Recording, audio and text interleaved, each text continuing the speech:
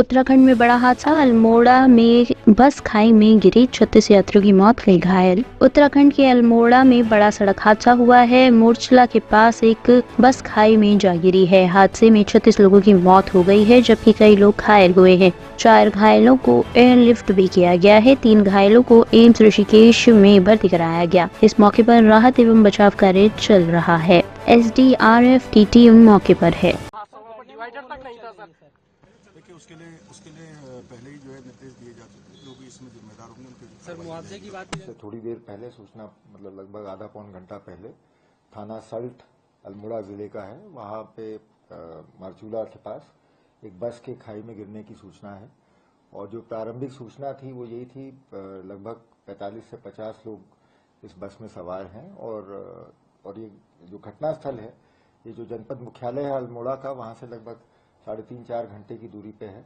और रामनगर जो नैनीताल का इलाका है, वहां से थोड़ा पास पड़ता है। तो जैसे ही सूचना मिली, SSP अल्मोड़ा और DM वहां के सिविल अथॉरिटी सब मौके के लिए रवाना हो गए। इधर से भी, नैनीताल से भी, रामनगर से हम लोगों ने, SSP नैनीताल और उनकी टीम ने फोर्स को रवाना कर दिया था। SDRF को भी हमने तुरंत मौके पर रवाना कर दिया था।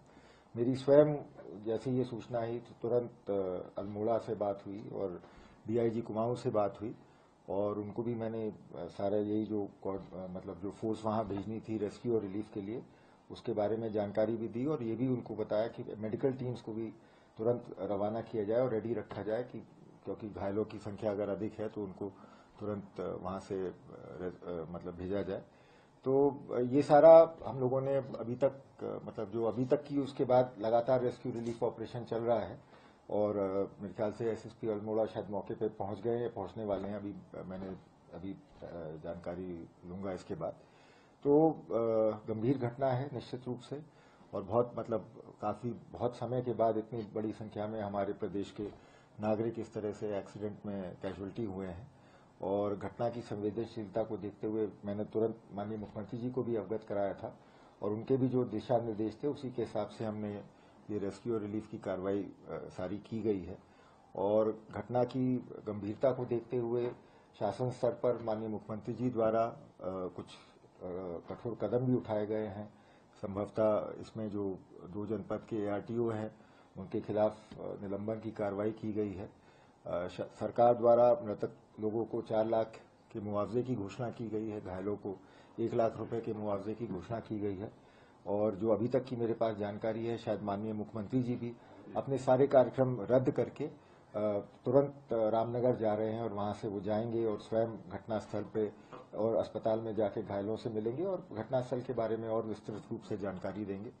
और मैं बस यही कहना चाहूंगा कि पूरी उत्तराखंड पुलिस, हमारे सारे संसाधन इस समय इस मतलब गंभीर एक्सीडेंट को लेके जो भी हमें बचाव और राहत की कार्रवाई करनी है उसमें जुटे हुए हैं। हमारी SDRF की टीम, 2 जिलों की टीम और वरिष्ठ अधिकारी भी रास्ते में हैं, जल्दी मौके पे पहुंच जाएंगे। दिल्ली में छठ पूजा की तैयारियों का जायजा लेने ITO पहुंची CM आतिशी। दिल्ली के मुख्यमंत्री आतिशी ने छठ पूजा की तैयारियों का निरीक्षण किया है। उन्होंने ITO क्षेत्र में स्थित छठ घाट का दौरा किया, जहां पूजा के लिए आवश्यक सभी व्यवस्थाओं का जायजा लिया गया और सुनिश्चित किया गया है कि सभी तैयारियां सुचारू रूप से हो रही हों। तैयारियों का जायजा ले रहे हैं, किस तरीके की तैयारियां की गई है और सरकार की तरफ से छठ घाटों के लिए क्या व्यवस्था है? ऐसे रखिए ना, जैसा कि आप सब जानते हैं, छठ का त्योहार हमारे पूर्वांचली भाइयों और बहनों के लिए सबसे महत्वपूर्ण त्योहार होता है। छठी मैया के साथ पूर्वांचली भाइयों बहनों की और अब दिल्ली के सभी लोगों की आस्था जुड़ी हुई है। जब से दिल्ली में 10 साल से अरविंद केजरीवाल जी की आम आदमी पार्टी की सरकार बनी है, तब से जो सम्मान छठ के त्योहार को दिया गया है, शायद इससे पहले कभी नहीं दिया गया। 2014 तक पूरी दिल्ली में मात्र 60 जगह छठ की पूजा होती थी, जो सरकारी तौर पे आयोजित होती। लेकिन मुझे खुशी है इस बात की कि आज 1000 से ज्यादा लोकेशंस पर दिल्ली सरकार द्वारा अरविंद केजरीवाल जी के मार्गदर्शन में ऐसे शानदार छठ घाट बनाए जा रहे हैं। दिल्ली सरकार का पूरा तंत्र, चाहे जिला अधिकारी हो, चाहे इरिगेशन फ्लड कंट्रोल डिपार्टमेंट हो जो इन छठ घाट का निर्माण कर रहा है, चाहे दिल्ली जल बोर्ड हो जो जहाँ पे पानी का इंतजाम कर रहा है, पूरा इंतजाम दिल्ली सरकार द्वारा देखा जा रहा है।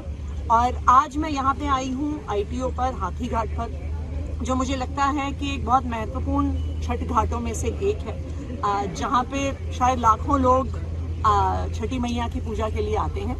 तो पूरा इंतजाम बढ़िया चल रहा है और इसी तरह हमारे सारे विधायक, हमारे सारे मंत्री लगातार सभी छठ घाट का इंस्पेक्शन कर रहे हैं। हम बस यही उम्मीद करते हैं कि छठी मैया का आशीर्वाद सभी दिल्ली वालों पे बना रहे। टकराव भी देखने को मिल रहा है छठ को लेकर। देखिए, ये दुख की बात है। भारतीय जनता पार्टी पूर्वांचली विरोधी है, ये तो पूरा दुनिया जानती है। हम जानते हैं कि उनके एक पूर्व सांसद जी ने उन्हीं की पार्टी के पूर्वांचल विंग के अध्यक्ष को पीट के दौड़ा कर कुछ साल पहले मारा था, और फिर भी भारतीय जनता पार्टी ने कोई कार्रवाई कभी नहीं की। आज भारतीय जनता पार्टी का पूर्वांचली विरोधी चेहरा फिर से एक बार सामने आ गया है कि जिस तरह से ग्रेटर कैलाश के उस लोकेशन पे 8 साल से छठ की पूजा हो रही है, लेकिन भारतीय जनता पार्टी के सांसद, भारतीय जनता पार्टी के नेता उस पूजा को रोक रहे हैं। मैं तो भारतीय जनता पार्टी को यही कहूंगी, छठी मैया सबकी है, वो आम आदमी पार्टी की नहीं है, वो भारतीय जनता पार्टी की है, वो सभी पूर्वांचली भाइयों बहनों की है, वो सभी दिल्ली वालों की। तो छठ पर राजनीति ना करी जाए, छठी मैया की पूजा होने दी जाए, मेरा भारतीय जनता पार्टी से यही आग्रह है। दिल्ली के खजूरी खास में कारोबार के झगड़े में साले के घर पर साड़ों की गोली मारकर हत्या। दिल्ली में भाई दूज पर बहनों के पतियों के बीच कारोबार को लेकर झगड़ा हुआ। झगड़े के दौरान अजय ने हेमंत को गोली मार दी, जिससे उसकी मौत हो गई। पुलिस ने मामला दर्ज कर आरोपियों की तलाश शुरू कर दी है। फायरिंग इंसिडेंट हुआ है सोनिया विहार खजूरी पुश्ता पे, और पुलिस पहुंची है तो पता चला है कि ये 2 साड़ू भाई अजय और हेमंत ये आपस में झगड़े हैं, और अजय ने हेमंत के ऊपर गोली चलाई है। 2 गोली लगी हैं, एक चेस्ट पे लगी है और एक सर पे लगी है, और उसके बाद उसको हॉस्पिटल ले जाया गया है, JPC हॉस्पिटल, और बाद में वो डेड डिक्लेयर हुआ है। तो अभी जो है अजय उसके बाद से भागा हुआ है। ये दोनों बिजनेसमैन हैं, छोटा मोटा ये जो फूल माला का काम करते हैं, आपस में मिलके करते हैं। कोई डिस्प्यूट हुआ है, और ये जब दोनों इनकी सिस्टर्स, दोनों बहनें अपने भाई के पास ये आज भैया दूज के प्रोग्राम में आई हुई थी, और टीका करके जो है ये इनका झगड़ा हुआ है टीका के दौरान में। तो इस पे अजय के पीछे टीमें लगाई हैं पकड़ने के लिए। सर, क्या वजह रही होगी लड़ाई करने का? तो इसके पास वेपन्स कहाँ से आए, पिस्टल कौन सी थी? अभी अजय मिला नहीं है। वजह मैंने जैसे आपको बताया, ये दोनों फूलमाला का सप्लाई करते हैं चांदनी चौक और इस एरिया में, और वो ऐसा कुछ पता चला है कि उसने कुछ गोली चलाते समय बोला भी है कि बहुत बिजनेस करने लगा है, ऐसा कुछ इस तरह की कुछ चीज सामने आई है। तो अभी पकड़ने के बाद पता चलेगा कि पिस्टल कहाँ से लाया और कैसा कुछ हुआ। ब्यूरो रिपोर्ट, टीम तफ्तीश न्यूज।